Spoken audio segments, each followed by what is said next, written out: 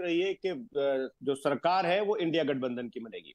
दूसरी बात मैं आपसे बोल रहा हूं कि प्रधानमंत्री जी की लोकप्रियता बिल्कुल बहुत ही ज्यादा कम हो गई है। उसका रीजन है मैं 400 पार पे भी नहीं जा रहा हूं, मैं 370 पे भी नहीं जा रहा हूं, और मैं किसी सीटों पे नहीं जा रहा हूं। मैं सिर्फ इस पे जा रहा हूं कि काशी से भारत जो प्रधानमंत्री जी हैं वो 1,53,000 वोट से जीते हैं, और पिछली बार 4,80,000 से जीते थे। तो ये मां गंगा का उनको श्राप लगा है।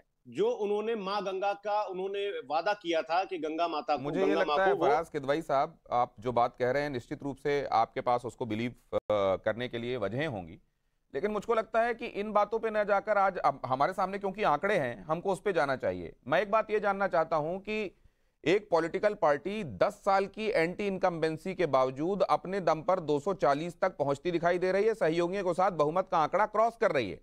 आप उस 10 साल की एंटी इनकम्बेंसी को इतना नहीं भुना पा रहे हैं अपने सहयोगियों के साथ कि आप 272 क्रॉस करें और सरकार बनाएं। इस पर बात होनी चाहिए। हमने उत्तर प्रदेश में जो ये बोलते थे डबल इंजन, इनका डबल इंजन फेल हुआ, इनके बुलडोजर पंक्चर हुए, और उत्तर प्रदेश में हमने इनको धूल चटा दी। अभी मैं बहुत इंपॉर्टेंट बात कहने जा रहा हूं। अयोध्या हमने जीती। लखीमपुर खीरी में जिन किसानों को इन्होंने शहीद किया, उन किसानों के परिवारों ने और उन किसान भाइयों ने बदला लिया।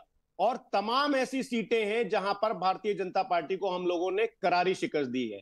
आप देखिएगा कि लोकतांत्रिक भारत के लोकतांत्रिक इतिहास में और इस टेक्नोलॉजी के जमाने में क्या कभी आपने देखा है कि जो जिस खेत में लोकतंत्र लहलहाता था, उसकी रक्षा करने के लिए हमको लाठी लेकर के वहां पर बैठना पड़ा?